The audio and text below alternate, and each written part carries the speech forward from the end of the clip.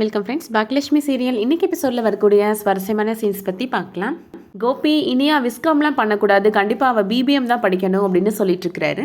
பாக்கியா சொல்கிறாங்க, இனியாவுக்கு என்ன படிக்கணும்னு தோணுதோ அதுதான் படிப்பா அப்படின்னு முடிவாக சொல்லிடுறாங்க. எழிலுக்கும் இதே மாதிரி தானே நீ சப்போர்ட் பண்ணுன அப்படின்னு கேட்குறாரு கோபி. நான் சொன்ன மாதிரி அவன் இன்ஜினியரிங் படிச்சிருந்தான்னா அவனோட ஃப்யூச்சர் நல்லா இருந்திருக்கும், இப்போ அவன் கஷ்டப்பட்டுட்டு தானே இருக்கிறான் அப்படின்னு சொல்கிறாரு.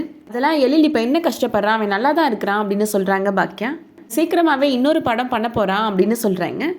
கிழிச்சான், அவன் 2வது படம் பண்ண போகிறதே கிடையாது அப்படின்னு சொல்லிட்டு இருக்கிறாரு கோபி.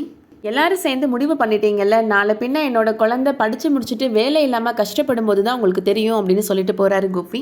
பாக்கியா இப்போ ஒரு ஃபோன் கால் பண்ணுறதுக்காக வெளியில் போகிறாங்க. கோபி இப்போது பாக்கியாவை வந்து திட்டுறாரு, நீ சரியான இடியட் அப்படின்னு சொல்கிறாரு. தேவையில்லாமல் பேசுகிற வேலையெல்லாம் வச்சுக்கிடாதீங்க அப்படின்னு சொல்கிறாங்க பாக்கியா. எனக்கும் பதிலுக்கு பேச தெரியும் அப்படின்னு சொல்கிறாங்க. படிப்பை பற்றி உனக்கு என்ன தெரியும், காலேஜுக்கு முன்ன பின்ன போயிருக்கிறியா நீனு அப்படின்னு கேட்குறாரு. இந்த காலேஜ் பஸ்ஸு ரோட்டில் போகுமே அதை வேணா பார்த்துருப்ப, காலேஜுக்குள்ளே அடி எடுத்து வச்சிருக்கிறியா நீ அப்படின்னு கேட்குறாரு. கடைசி இனியாவா ஒன்றை மாதிரி ஆக்க போறியா நீ ஒரு +2 தானே படிச்சிருக்கிற அப்படின்னு சொல்கிறாரு. இனியா இப்போ என்ன மாதிரி ஆனா என்ன அப்படின்னு பாக்கியா கேட்குறாங்க. என் தொழிலில் நான் சக்ஸஸாக தானே இருக்கிறேன் அப்படின்னு சொல்கிறாங்க பாக்கியா. அந்த டைமில் ராதிகா கோபிக்கு கால் பண்ணுறாங்க. கோபி இப்போ அங்கேருந்து கிளம்பி போயிடுறாரு. ராதிகா கோபிகிட்ட சண்டை போடுறாங்க. நான் வீட்டுக்குள்ளே வரும்போதே பார்த்தேன், நீங்கள் அந்த பாக்கியாட்ட ஏன் பேசிகிட்டு இருக்கிறீங்க அப்படின்னு கேட்குறாங்க.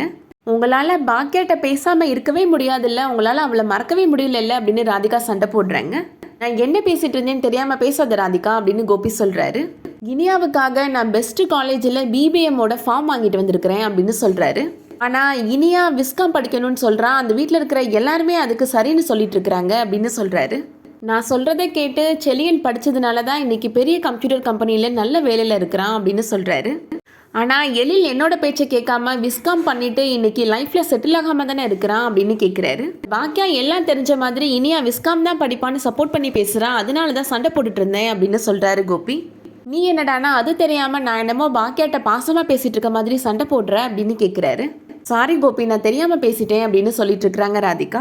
மறுநாள் காலையில் கோபி எனக்கு வேலை இருக்குது நான் கிளம்புறேன் அப்படின்னு சொல்லிட்டு கிளம்புறாரு. ராதிகா அம்மா அவர் இவ்வளோ சீக்கிரமாக எங்கே கிளம்புறாரு அப்படின்னு கேட்குறாங்க.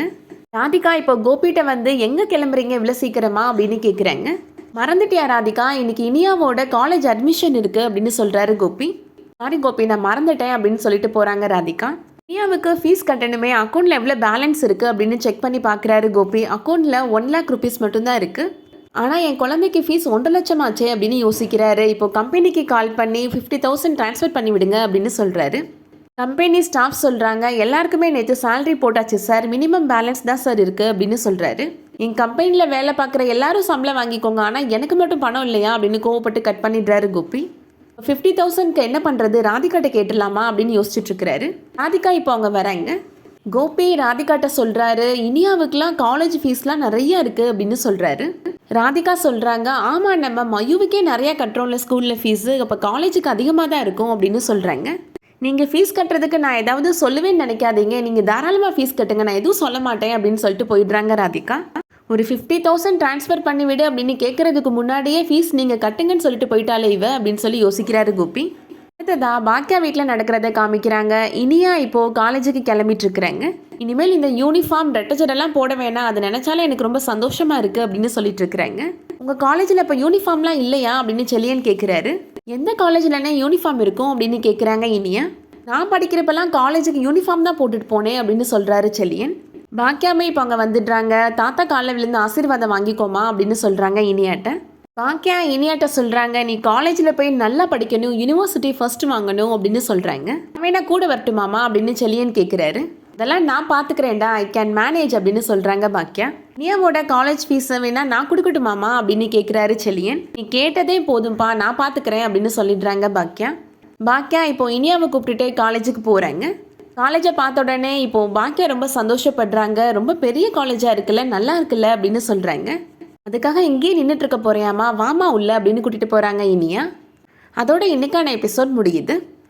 இந்த வீடியோ பிடிச்சிருந்துச்சுன்னா லைக் பண்ணிக்கோங்க. சீரியல் அப்டேட்ஸ்க்கு நம்ம சேனலை சப்ஸ்கிரைப் பண்ணிக்கோங்க. தேங்க்ஸ் ஃபார் வாட்சிங்.